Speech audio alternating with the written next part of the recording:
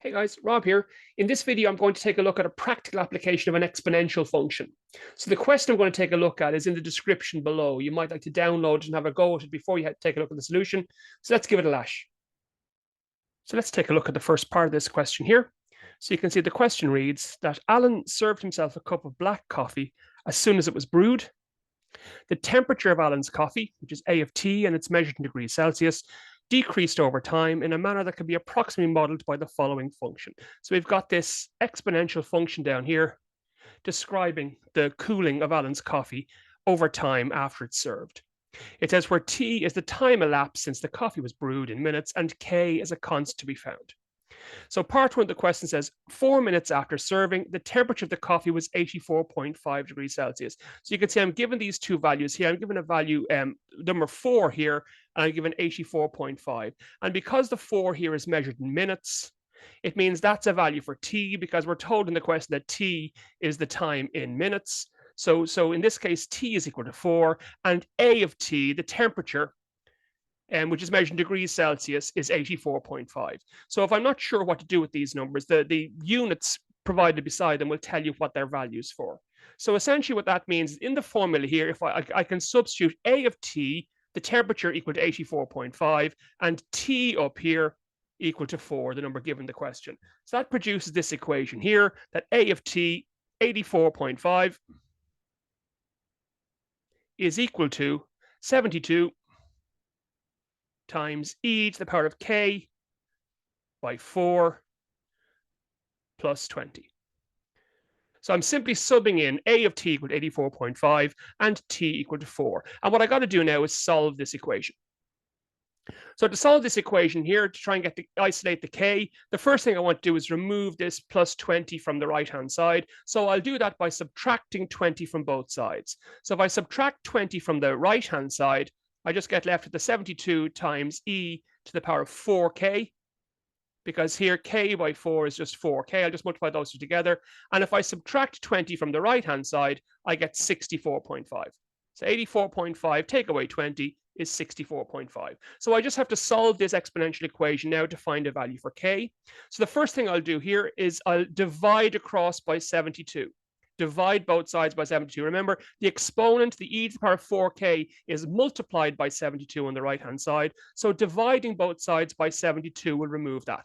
So on the right-hand side, sorry, the left-hand side, I'll get 64.5 divided by 72 is equal to, on the right-hand side, e to the power of 4k. And I'm not going to bother approximating the left-hand side there. I'll just leave that as a fraction. I'll be popping into my calculator now in a second anyway. So what I want to do now is I now want to remove the e from the right-hand side here, and e to the power of the opposite of that, the inverse of that, is natural log. So I'm going to take the natural log of both sides. So if I take the natural log of the left-hand side, the natural log of 64.5 over 72, and do the same on the right-hand side, take the natural log of e to the power of 4k. And on the right-hand side, natural log and e to the power of our inverses, they will cancel, and they'll just leave the 4k behind on its own on the right. And on the left-hand side, if I pop this entire thing into my calculator, natural log of 64.5 over 72, I get an answer of negative 0.11. It's negative 0.110008 or thereabouts. So to all intents and purposes, it's negative 0.11. And then to leave the k by itself, I'll just divide both sides by 4. On the right-hand side, the k is multiplied by 4. So dividing both sides by 4 will leave the k on its own. And if I divide the left-hand side by 4, I get negative 0.0275. And that's my answer. You can see the question says to give it the answer to 3 significant figures. So as I read from left to right, the first non-zero digit I meet is that number 2 there. So that 2 is my first significant figure. The digit right next to it, whether it's a 0 or not, that 7 is my second significant figure. And the digit right next to that, whether it's a 0 or not, is my third significant figure. So that 5 there is my third significant figure. It's the fourth decimal place. So in this case, rounding to 3 significant figures means rounding to 4 decimal places. So the value of k is negative 0.0275. So what that means now is that our function for the rest of the question looks like this, that a of t is equal to 72 times e to the power of negative 0.0275t plus 20. That's the formula that we'll be working with for the rest of the question. Now, I'm not asked to do it here, but just if I want to have some idea what that looked like, if I was graphing that. Now, remember, when I graph an exponential function, I tend to get one of these two shapes here, that either the graph looks like that, it's an exponential growth. For example, population dynamics very often follow an exponential growth. If you're looking at the growth of bacteria, that they very often go through a period of exponential growth like this, where the numbers are increasing exponentially, or else we get an exponential decay graph like this, where the graph comes down like that.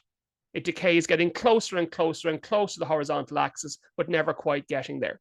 So it's one of those two graphs I'm dealing with. So in the case of this question here, that if I ignore this plus 20 here for a moment and just work out what this looks like, that first of all, the number in front here, the coefficient of the exponent, the number in front of the power part of the formula is always where the graph begins on the y-axis. It's the y-intercept. So whichever of these two shapes I'm dealing with, this graph hits the y-axis at the number 72. It either goes up or goes down from there. And it's this number here that determines which. So if you ignore the letter t there for a second and just take the number e to the power of negative 0.0275, that's the growth or decay constant. So if that number there is larger than 1, it means the graph increases. It means it's an exponential growth, because it means you're taking the number 71, we start with that number there, and we multiply by this number here that many times. That's essentially what an exponential formula tells you to do. Take the number in front here and multiply by this figure here this many times. So if the number I'm multiplying by, this one here, is bigger than 1, when you multiply by a number that's larger than 1, your answer is bigger. The values get larger. So that means I'll produce an exponential growth curve like this one here. If the number I keep multiplying by, this number here, is less than 1, when you multiply a value by something less than 1, your answer gets smaller. So that would result in an exponential decay like this. So it's that constant there that will determine whether the graph goes up or goes down. So if I was to pop that number there into my calculator, that value ends up being round about 0.973. So because the power here is negative, I've ended up with a value that's less than 1, 0.973. So because I'm multiplying 72 by a number that's less than 1 over and over again, the values get smaller. So because this number here is smaller than 1, that's a decay constant, and it means that the graph is one of these. It's an exponential decay, and that makes sense in the context of the question, where we're told that the coffee is cooling, the temperature is decreasing exponentially over time. So what would that graph look like? Well, just even if I sketch it very roughly, I don't need an accurate graph of this at all. But if I ignore the plus 20 for a moment, it means the number in front here is 72. So the graph will begin at 72 on the vertical axis like that. And then because it's a decay graph, the graph will go down like this, right? Getting closer and closer and closer to 0, but never quite getting there. So that's what the graph would look like without the plus 20 on the end. It means the temperature would start out at 72 and the coffee would cool over time, the temperature dropping, getting closer and closer to 0 as time passes. The plus 20 on the end here shifts the entire graph up by 20 units. So first of all, this number here will go up by 20. So it'll go up to 92 like that. So this graph begins at 92 on the vertical axis. So that's the starting temperature of the coffee. This coffee was served at 92 degrees Celsius. And the graph then looks like this. So it's the very same shape as the original, just moves the whole graph up by 20 units. But importantly, if the entire graph moves up by 20 units, then so does the horizontal asymptote. So does the line that the graph gets closer and closer to over time. So that horizontal line moves up by 20 units as well, like that. In this case, moving from 0 up to 20.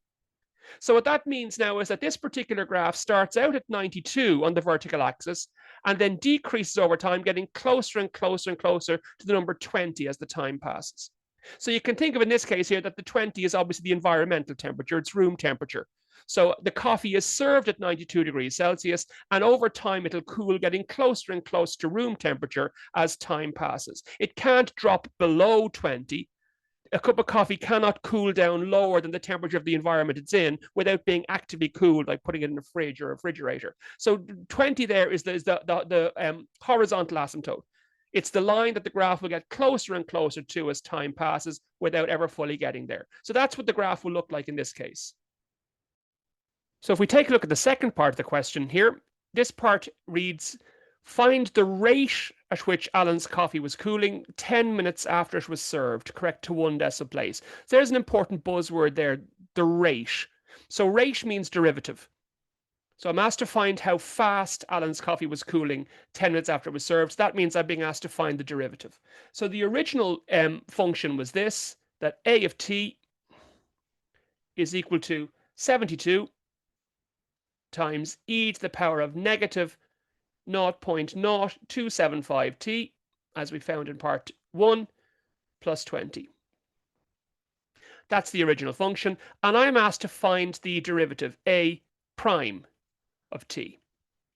So the word rate means derivative. I have to find the derivative here. So when I'm differentiating the exponential part of the function here, the three things to keep your eye on are the number in front, the coefficient, the e to the power of bit, and then the power. So I'm going to deal with those 3 bits separately. So the number in front, the 72, that just stays put. So 72, when there's a constant in front of a function you're differentiating, you can just leave the function where it is and put it back in front of the answer you get when you differentiate the basic function here. So the 72 just stays put. It doesn't go anywhere. All right. So then when I'm dealing with the exponential function, if I differentiate e to the power of something, the unique property of that natural exponential function is that its derivative is the same. It doesn't change when you differentiate it. So when I differentiate e to the power of something, it remains e to the power of something. So that part e to the power of negative 0.0275t, that part doesn't change. Then when I'm dealing with the power, all I have to do now is multiply by the derivative of the power. So if I differentiate negative 0.027t, it's a t term, there t disappears, so I just get the number negative 0.0275. And that's my derivative there. So notice when I'm differentiating an exponential function like this one, a natural exponential function, one based on this constant e here, that when I differentiate, all I do is I leave the function as it is. So there's the original function there, and there it is again exactly as it was in the original. It's just multiplied by the derivative of the power. So when you're differentiating a natural exponential function like that, leave the function alone and just multiply by the derivative of the power. That's the basic exponential part of the function done. And then this constant, the plus 20 on the end, when you differentiate a constant, it disappears completely. So when I differentiate plus 20, the constant vanishes entirely. So it's not that I've forgotten about that, it just disappears when I differentiate it. So that's my derivative there. To tidy it up, I would always multiply these two constants together here. So if I multiply 72 by negative 0.0275, I get negative 99 over 50, which is the same as negative 1.98. So it's negative 1.98 times e to the power of negative 0.0275t. That's my derivative. So remember that original function there, the original function a of t, that tells you what the temperature of the coffee is at any moment. And the derivative here, a prime of t, tells you how fast the temperature of the coffee is changing at any moment. It's really important to be clear on what those two formulas tell you. So the original formula, a of t, will tell you what the temperature is at any moment. The derivative, a prime of t, will tell you how fast that's changing, how fast the temperature is changing at any moment. So I just have to sub in the value I was given here, sub in the number 10. So if I sub the value in, I want to find out what a prime of 10 is. What's the answer I get when I sub it in here? Now remember, when you find a derivative, if the derivative is positive, it means that something is increasing. over time. If the derivative is negative, it means something is decreasing. So because we know from the question we're dealing with here that the temperature of the coffee is decreasing, I expect this answer to be negative. If it's not, I'm going to take a step back. I might kind of cry for 5 or 10 minutes just because something has gone horrifically wrong at this stage. But I suspect because of the negative sign here at the beginning, I suspect my derivative will be negative. But if it isn't, it's worth just stopping, sitting back, chewing your pencil for a moment or two, and see what's going wrong here. I'm misinterpreting something. But this should be negative because a negative derivative will indicate the temperature is dropping over time, and we know that's what's going on here. So I'll sub in the 10. So I get negative 1.98 times e to the power of negative 0.0275 by 10. And I'll just pop that into my calculator, and I thankfully get a negative answer. Yay. So I get negative 1.5. To one decimal place, it's negative 1.5. Now, the units here. Remember, we're looking at how the temperature is changing over time. So it's measured in, the temperature is in degrees Celsius, so it's degrees Celsius per minute. Right, so because the temperature is in degrees Celsius and the time is in minutes, it's degrees Celsius per minute. Remember, another way I could name that derivative is dA dt. It's the change in temperature over the change in time. So the temperature changes over the change in time, and because the temperature is measured in degrees Celsius and the time is measured in minutes, it's degrees Celsius per minute. So at 10 minutes after the coffee is served, the temperature is decreasing, because the minus sign here, at a rate of 1.5 degrees Celsius every minute. So that's my answer. So if we take a look at the final part of the question, then part 3, it says Beth served herself a cup of white coffee 3 minutes after Alan served his. As Beth's coffee was in a different type of cup, the temperature of her coffee decreased in a manner that can be approximately modeled by the following function. So you can see we've got a second function here, b of t, another exponential one that models the cooling of Beth's coffee over time. And again, t is the time elapsed since the coffee was brewed in minutes. So notice here that the formula is different to Alan's, because obviously it's in a different type of cup, and the coffee here is white, which has milk in it, whereas Alan's was black. So they start at different temperatures and they're going to cool at different rates. It's a basic idea here. That's why the two formulas are different. And notice here that in the power for this formula here, we've got this t minus 3. So what that means, that puts these two formulas with the same starting point, that they are both treating time 0 as the moment Alan served his coffee. So in this case, that's t minus 3. Okay, for Beth. So by putting the t minus 3 in here, it means that both formulas treat the moment Alan served his coffee as time 0.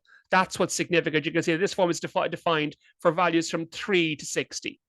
Okay, so the lowest value here is time equals 3, because 3 minutes after Alan served his coffee is when Beth served her. So that's important, just to kind of have it in your own mind why you've got the t minus 3 here. It means that both formulas have the same time 0. That in both cases, time 0 is the moment Alan served his coffee. And the question says, after how long were both coffees at the same temperature? Give your answer to one decimal place. So because they're both on the same time scale, because they both have the same time value, time 0, we can just put the two of them equal to one another. So that's essentially what the question wants me to do. Find the moment when the two temperatures are equal. So in other words, if I put the formula for Alan's coffee, so 72 times e to the power of negative 0.0275 t plus 20 equal to this formula here, the formula for Beth's coffee. So 58 times e to the power of negative 0.0125 t minus 3, like that, plus 20. And I now have to solve for t. So the first thing you can see I can do here is, because we've got plus 20 on both sides, if we subtract 20 from both sides, we can remove the 20s from both sides here. And I think I'll multiply out the brackets in the power here in Beth's formula. So I get to this formula here, that's 72 times e to the power of negative 0.0275 t is equal to 58 times e to the power of negative 0.0125 t, and then negative 0.0125 by negative 3 is plus 0.0375. So that's the equation I'm going to try and solve now to find the value of t. So what I want to do here is I want to bring the constants, the numbers to one side and the exponents to the other. And I can't do that by adding or subtracting, by moving things across the equal sign, because they're all multiplied. So these two are multiplied together on the left-hand side. These two are multiplied on the right-hand side. So I have to do it by dividing. So I'm simply going to divide both sides by one of the numbers first. Doesn't matter which one. I tend to just multiply or divide both sides by the smaller of the two numbers. So I'm going to divide both sides by 58. So on the left-hand side, I get 72 times e to the power of negative 0.0275t over 58. And on the right-hand side, when I divide by 58, 58's gone, I get e to the power of negative 0.0125t plus 0.0375.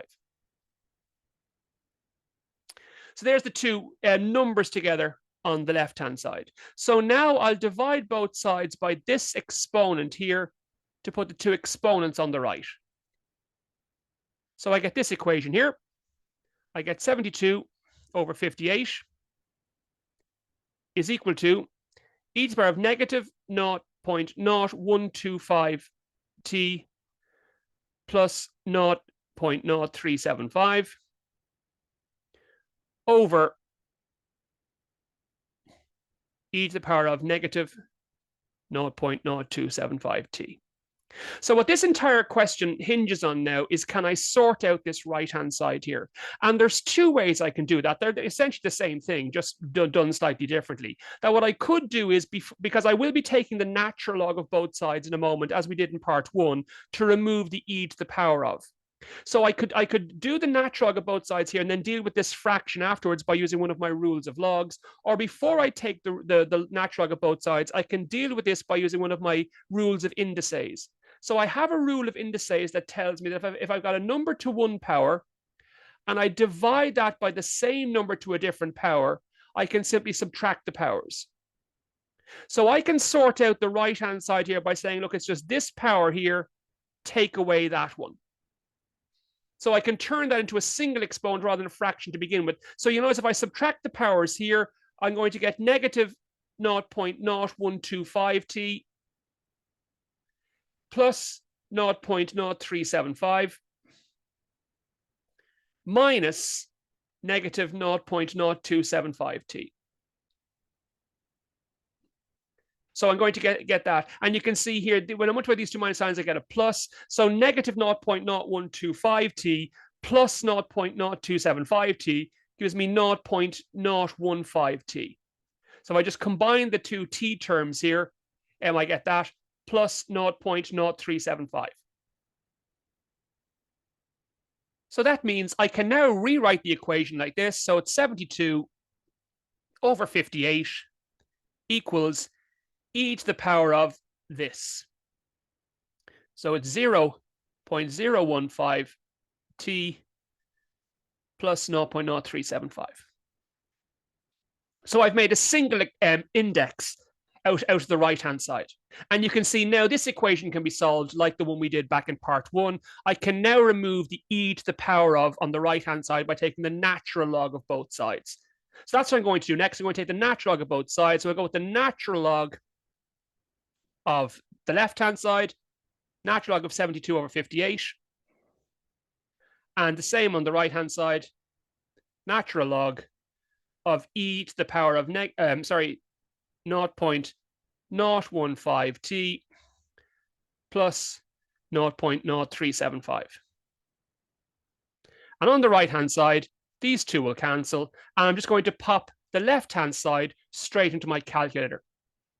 Now, if I hadn't done the question this way, if I had taken the natural log earlier on, that there's also a rule of logs that tells me that if I take the natural log of a fraction like that, I could rewrite that as the log of the top minus the log of the bottom. So if I hadn't bothered using the rules of indices here, if I had left this fraction here as a fraction and taken the natural log of that, I would have arrived in the very same place. So that rule of logs and that rule of indices are essentially just two versions of the same statement. So it doesn't matter which of those two I use, whether I turn this into a single index first and then take the natural log, or take the natural log and then separate the powers afterwards. It would bring me to the very same endpoint. So with the equation I'm solving here, if I pop the left-hand side there into my calculator, the natural log of 72 over 58 is about 0.2162 or thereabouts. And on the right-hand side, I'm just left with the power. The natural log and e to the power of cancel, so I get 0.015t plus 0.0375. And now I'll remove this. I'll subtract 0.0375 from both sides to remove it from the right-hand side. So on the right-hand side, I'm just left with 0.015t. And on the left-hand side, 0.2162, take away 0.0375 is about 0.1787. And then finally, we'll divide by this coefficient here. So the t on the right-hand side is multiplied by 0.015. So we divide both sides by 0.015. I just get t on the right-hand side, and 0.1787 divided by 0.015 is about 11.9. The question said to one decimal place, so 11.9. And remember, it's a time value, so it's 11.9 minutes. So the two coffees will be at the same temperature after 11.9 minutes. That's my answer. So that's the question. A nice exam style question, bringing in a little bit about solving exponential equations using logs, and bringing in a little bit of differential calculus by finding the rate, and then using the rules of logs or the rules of indices to simplify an equation before solving it. So if you have any questions, as always, send me a message.